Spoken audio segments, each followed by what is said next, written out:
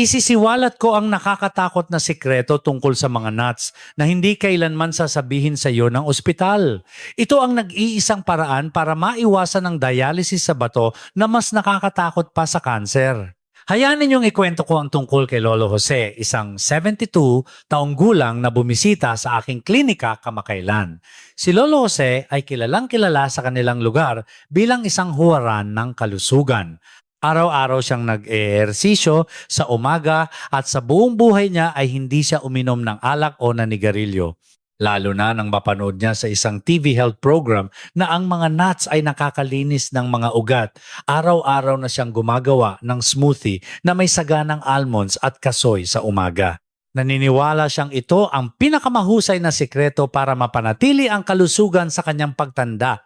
Ngunit isang araw nagsimula siyang makaranas ng pamamaga sa paligid ng kanyang mga mata tuwing gigising at ang kanyang mga paa ay namamaga nang husto na ang bakas ng medyas ay hindi nawawala hanggang gabi.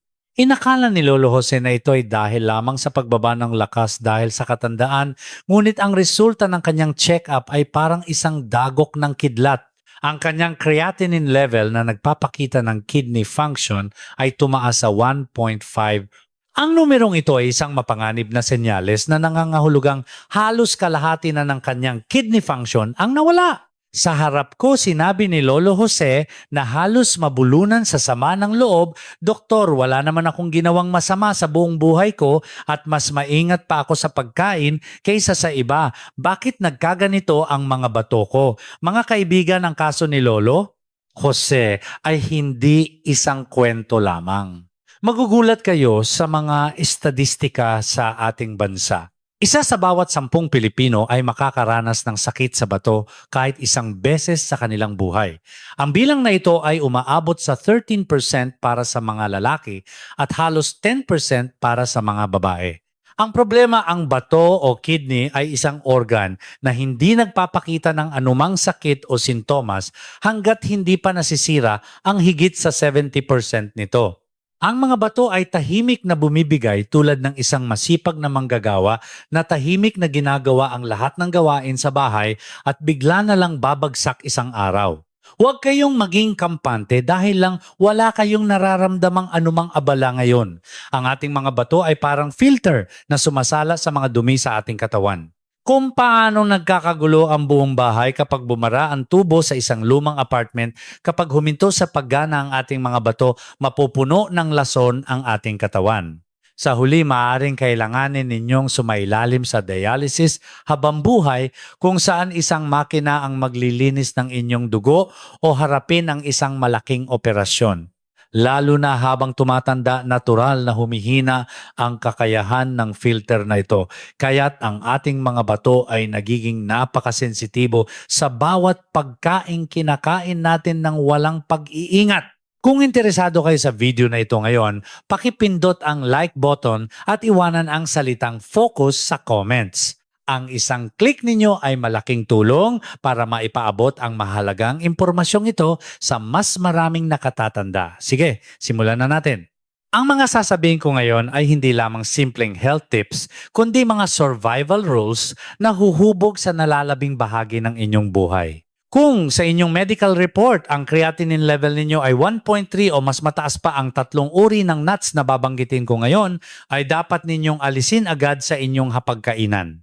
O mas mabuti pa, ilayo ninyo ito mula sa inyong kusina. Hindi ito usapin ng pagtitipid ng pera kundi isang huling babala upang maiwasan ang tuluyang pagkasira ng inyong mahalagang mga bato.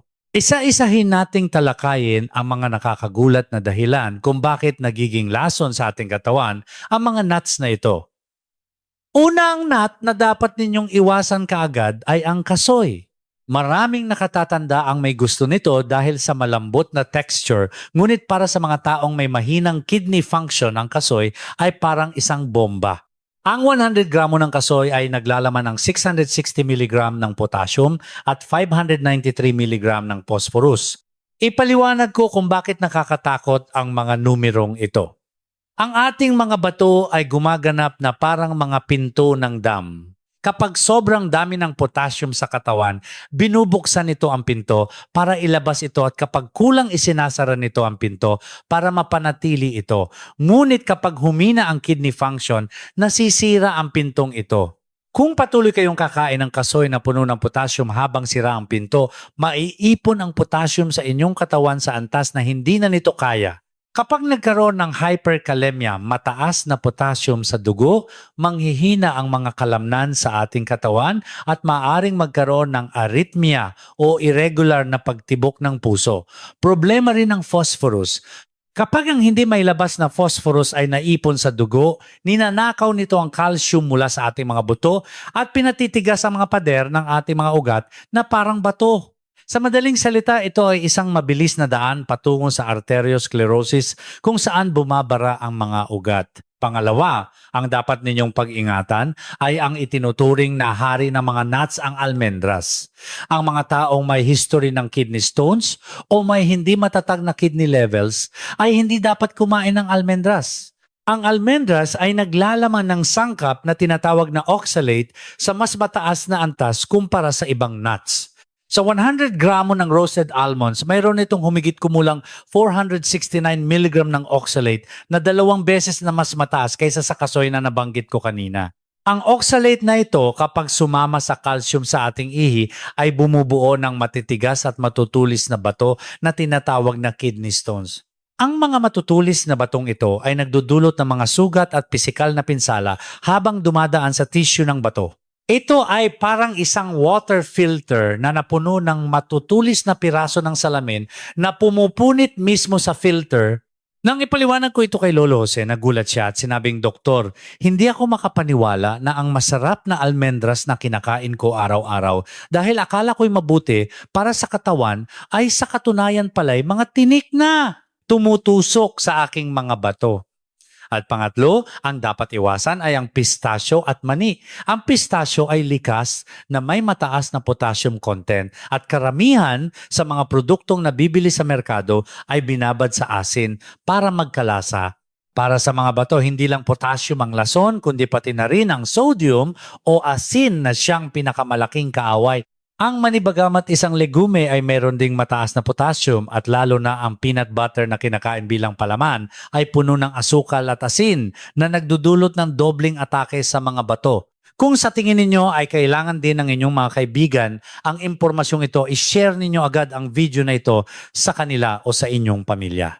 Ang isang pindot ninyo sa share button ay maaaring magligtas sa bato ng isang mahalagang tao. Ngayon, sa susunod na bahagi, ibabahagi ko ang 3 himalang nuts na nagliligtas sa mga namamatay na bato.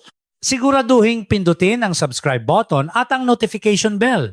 Kung gayon, ibig sabihin ba nito ay hindi na talaga dapat kumain ng nuts ang mga taong may problema sa bato? Hindi. Ang 3 uri na babanggitin ko ngayon ay ang mga tagapagligtas na bubuhay sa inyong mga namamatay na bato. Ito ay resulta ng aking pag-aaral sa loob ng mahigit 3 taon ng panggagamot sa mga pasyente na may sakit sa bato. Kung kakainin ninyo ng tama ang 3 ito, tiyak na bubuti ang inyong creatinine level. Ang una ay macadamia. Kung kayo ay isang kidney patient, palitan ninyo ang lahat ng inyong merienda ng macadamia ngayon din. Ang macadamia ay tinatawag na hari ng mga nuts, ngunit para sa mga kidney patient, ito ay hindi hari kundi isang lifeline. Bakit? Ang macadamia ay may napakababang potassium at phosphorus content kumpara sa ibang nuts. Kung ikukumpara sa kasoy o almendras, halos kalahati lang ang antas nito. Ibig sabihin, hindi ito nagbibigay ng bigat sa mga bato. Sapat na itong dahilan, ngunit may mas kamanghamanghang sangkap pa ang macadamia. Ito ay isang espesyal na uri ng langis na tinatawag na palmitoleic acid. Kung mahirap tandaan ang pangalan, isipin nyo na lang ito bilang pamatay sunog para sa bato. Sa proseso ng pagkasira ng bato, may mga maliliit na pamamaga na patuloy na nangyayari sa loob nito.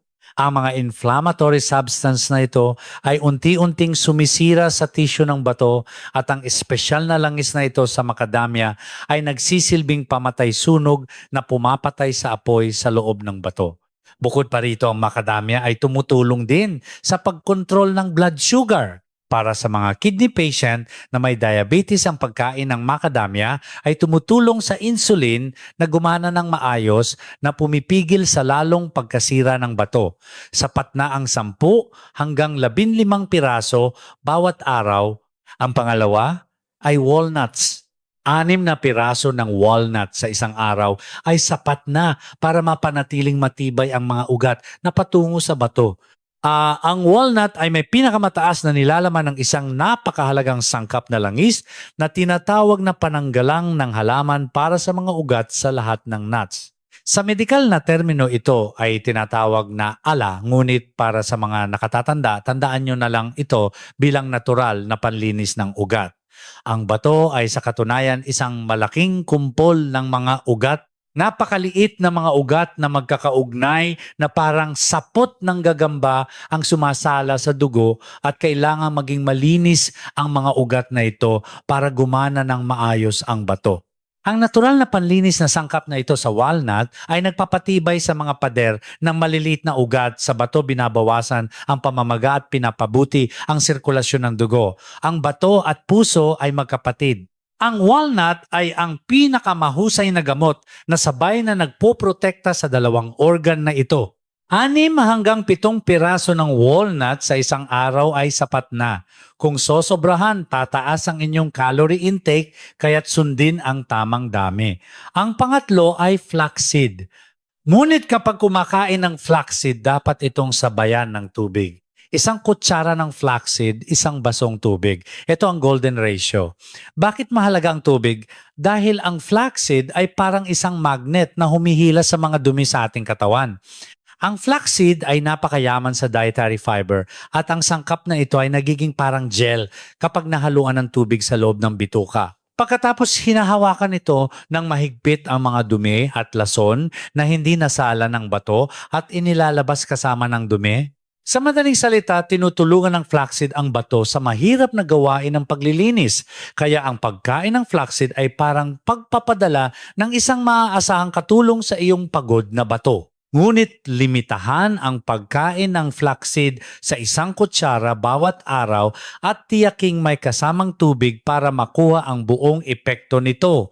Sandali lang linawin natin ang isang maling akala tungkol sa kastanyas. Maraming tao ang naniniwala na masama rin ang kastanyas para sa bato, ngunit ito ay isang maling akala. Ang kastanyas ay may napakababang sangkap na bumubuo ng bato, kaya ito ay ligtas para sa mga pasyenteng may kidney stones. Gayunpaman, dahil mataas ito sa starch o asukal, kailangan lang mag-ingat ang mga taong may diabetes. Kung wala kayong diabetes, ayos lang kumain ng kastanyas. Panghuli, sasabihin ko sa inyo ang isang mas nakakatakot na lihim na salarin kaysa sa mga nuts. Ito ay ang mga painkiller na basta-basta ninyong iniinom. Ang mga gamot na binibili ninyo sa botika para sa pananakit ng likod at tuhod. Ang mga gamot na ito ay bumabara sa daanan ng dugo papunta sa bato. Ito ang pangunahing salarin sa biglaang pagtaas ng creatinine level. Mas mahalaga pa kaysa sa pagpili ng mga nuts ang pag-iingat sa mga malalakas na gamot na ito. Kung matindi ang sakit at kailangan ninyong uminom ng gamot, siguraduhin kumonsulta sa doktor. Kaya mga kaibigan, malinaw na ang sagot, hindi ba itapon ang kasoy at almendras at palitan ito ng macadamia walnuts at flaxseed. Kung nakatulong ang video na ito, pakipindot ang subscribe button at ang notification bell. Patuloy akong magdadala ng mas madali at mas tumpak na impormasyon para sa inyong malusog na bato. Ngayon, pag-usapan natin kung paano ito isasagawa sa konkretong paraan. Tinanong ako ni Lolo Jose Doktor. Naiintindihan ko na po ng perpekto ang teorya. Ngunit kailan at paano ko po ito dapat kainin sa loob ng 1 araw para maging pinakamabuti para sa aking mga bato? Tama po. Tulad ng isang magandang gamot na walang silbi, kung hindi alam ang tamang pag-inom, mayroon ding golden schedule para buhayin ang filter ng ating katawan. Sundin ito araw-araw para sa 24 na oras na pagliligtas sa inyong mga bato. Paggising sa umaga, ang unang gawin ay dahan-dahang uminom ng 1 basong maligamgam na tubig. Nagtrabaho ng husto ang inyong mga bato buong gabi sa pagsala ng mga dumi at ang 1 basong tubig ay isang pasasalamat na naguhugas sa mga latak na iyon. Pagkatapos nito, kumain agad ng 6 na piraso ng walnut. Ang mga kapaki-pakinabang na taba sa walnut ay mas epektibong naa-absorb kapag walang laman ang tiyan. Ito ay parang paglalagay ng langis sa makina sa umaga para gumana ito ng maayos. Pagkatapos ng tanghalian, kumain ng 1 kutsara ng flaxseed. Maaari itong gawing pulbos at ihalo sa kanin o sa ensaladang gulay. May isang napakahalagang tuntunin dito. Ang flaxseed ay dapat laging may kasamang sapat na tubig, mga 2 tasa. Ang dietary fiber ng flaxseed kapag nahaluan ng tubig ay nagiging malagkit na gel sa bituka na mahigpit na kumakapit sa mga laso ng ating katawan at inilalabas ito. Kung kakainin ninyo ang flaxseed ng walang tubig, maaari itong tumigas sa loob ng tiyan at magdulot ng constipation, kaya tandaan ito. Sa mga bandang 3:00 o 4:00 ng hapon kapag naghahanap kayo ng merienda, kumain ng 10 piraso ng macadamia. Ito ang oras na bumababa ang blood sugar at nanghihina ang katawan, at ang macadamia ay ang pinakamahusay na masustansyang merienda na nagbibigay ng lakas ng hindi nagpapabigat sa bato. Gayunpaman, kahit gaano ito kabuti sa katawan, siguraduhin hindi lalampas sa 30 gramo ang kabuuang kinakain sa isang araw. Para sa mga may problema sa bato, ang labis na timbang dahil sa sobrang calorie intake ay isa pang pabigat. At sa hapunan, mas mainam na kumain ng mga sariwang gulay kaysa sa pulang karne. Lalo na ang mga gulay na mayaman sa bitamina tulad ng bell pepper o broccoli na nagsisilbing catalyst na tumutulong sa mga magagandang sangkap mula sa nuts na gumana ng maayos sa bawat sulok ng ating katawan.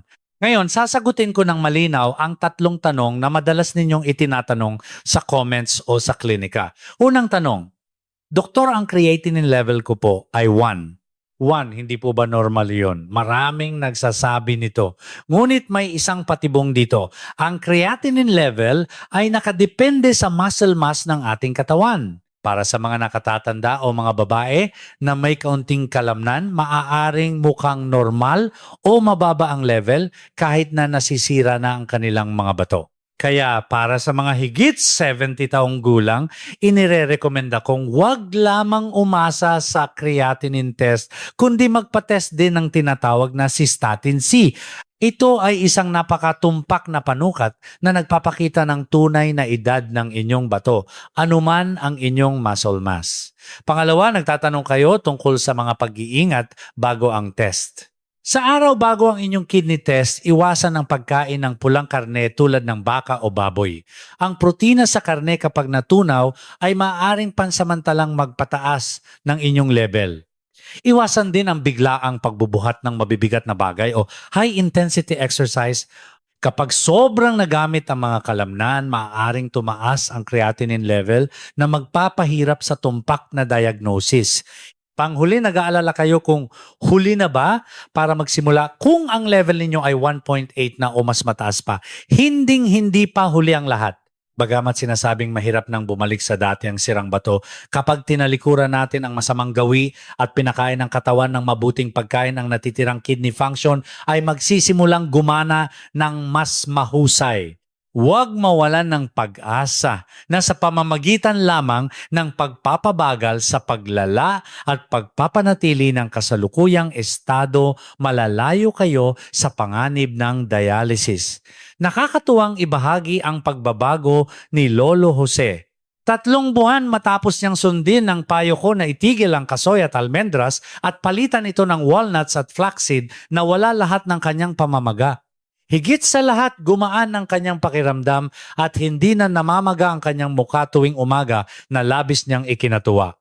Subukan ninyo rin ang schedule na ito na ginawa ko para sa inyo sa loob lamang ng 1 linggo. Ang inyong katawan ang unang makakaramdam ng pagbabago. Sa mga susubok agad sa routine na ito, pakiiwan ng salitang gagawin sa comments. At mag-iwan din sana kayo ng mainit na mensahe ng suporta sa mga pangako ng iba. Nais kong maging isang lugar ito kung saan ang ating mga nakatatanda ay nag-iinspirasyon sa isa't isa para maging malusog Ang inyong maliit na hakbang ay lilikha ng isang himala sa inyong kalusugan. Sige mga kaibigan, ngayon ay ibuod natin sa 3 pangungusap ang mahabang paglalakbay na pinagsamahan natin para madali itong matandaan. Una, kung hindi matatag ang inyong kidney levels, itigil agad ang pagkain ng kasoy almendras at pistasyo na may sobrang potassium at phosphorus at palitan ng inyong diet ng macadamia walnuts at flaxseed. Pangalawa, kapag nagpapakidney test bukod sa creatinine level na nag-iiba depende sa kalamnan, hilingin din ang cystatin C test upang malaman ang eksaktong edad ng inyong bato. Pangatlo, uminom ng 2 litrong tubig araw-araw ng paunti-unti para linisin ang inyong kidney filter at maging maingat sa pag-inom ng mga painkiller na humaharang sa daloy ng dugo sa bato sa pamamagitan ng pagkonsulta muna sa doktor. Marahil ay marami sa inyo ang nag-aabang sa balita tungkol kay Lolo Jose, ang 72 taong gulang na nabanggit ko pagkatapos ng 6 na buwan. Si Lolo Jose ay ginawang pangunahing prioridad sa kanyang buhay ang mga simple ngunit mabisang alituntuning ito nang walang palya kahit isang araw. Araw-araw sinisimulan niya ang umaga sa isang basong maligamgam na tubig para buksan ang daan para sa kanyang bato at kinakain ang walnuts, macadamia at flaxseed sa takdang oras. Matapang niyang tinalikuran ang mga maalat na pagkain at malalakas na painkiller na dati niyang gusto. Paglipas ng 6 na buwan nang pumasok siya muli sa aking klinika, ibang-iba na ang kanyang hitsura kumpara noong una ko siyang makita. Wala nang bakas ng pamamaga sa kanyang mukha at ang kanyang mga mata ay puno ng sigla. Mas lalong nakakagulat ang resulta ng kanyang tests. Ang kanyang creatinine level na umabot sa 1.5 ay bumaba sa 1.1 na nasa loob na ng normal na range. Ang kanyang GFR na nagpapakita ng kakayahan ng bato na sumala ng dugo ay mas bumata at lumakas kumpara sa 6 na buwan na nakalipas. Hinawakan ni Lolo Jose ang aking kamay at sinabing, "Salamat sa inyo, Doktor. Hindi na ako nahihirapang matulog dahil sa pamamaga ng mga binti at sa umaga parang ang gaan-gaan ng katawan ko." Higit sa lahat sinabi niyang dahil nakakasama na niya muli ang kanyang mga apo sa paglalakad at paglalakbay, muling gumanda ang mundo sa kanyang paningin. Habang pinagmamasdan ko ang kanyang masayang ngiti, naramdaman ko rin ang hindi maipaliwanag na kasiyahan at kaligayahan bilang isang doktor. Mga kaibigan, ang bato ang huling tanggulan at filter ng buhay sa ating katawan. At kung paano natin ito tratuhin, tiyak na magbibigay ito ng tapat na tugon. Ang kaalamang ibinahagi ko ngayon ay hindi dapat manatili lamang sa isipan. Ang pagpunta ngayon din sa kusina at pagsuri sa inyong mga lalagyan, iyan ang unang hakbang para iligtas ang inyong mga bato. Ang maliit na kilos na pag-aalis ng mga nuts na sumisira sa inyong katawan at pagpapalit nito ng mga nuts na nagbibigay buhay, dito ang gagabay sa inyong pagtanda, hindi sa isang malamig na silid ng ospital, kundi sa mainit na yakap ng inyong pamilya. Ang kasabihang 100 taong buhay ay karaniwan na ngayon, ngunit ang 100 taon na walang kalusugan ay hindi kailanman isang biyaya. Ang karunungan sa pagprotekta at pangangalaga sa sariling bato ang pinakamahusay na puhunan na magbibigay liwanag sa huling yugto ng inyong buhay. Taos-puso kong inaasam na ang kwentong ibinahagi ko ngayon ay maging isang mahalagang butil na magdudulot ng malusog na pagbabago sa buhay ninyo at ng lahat ng inyong minamahal. Kung talagang tumatak sa inyong puso ang natutunan ninyo ngayon, ibahagi agad ang video na ito sa inyong mga mahal sa buhay. Ang isang click ninyo sa share button ay maaring maging lifeline para sa isang tao upang maiwasan ang malaking pagdurusa ng kidney transplant o dialysis.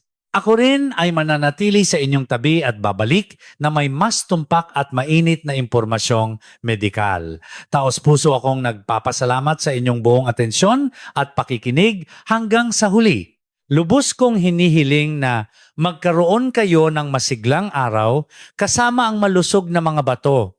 Laging mag-ingat sa kalusugan at maging masaya. Kung malaki ang naitulong ng video na ito sa inyo, huwag kalimutang pindutin ang subscribe button, like at pati na rin ang notification bell. Ang inyong mainit na suporta ang pinakamalaking nagtutulak sa akin na magsaliksik at maghatid ng mas magandang impormasyon sa inyo. Mula sa Alaga sa Katawan, ito po si Dr. Nathan Gutierrez, ang inyong lingkod.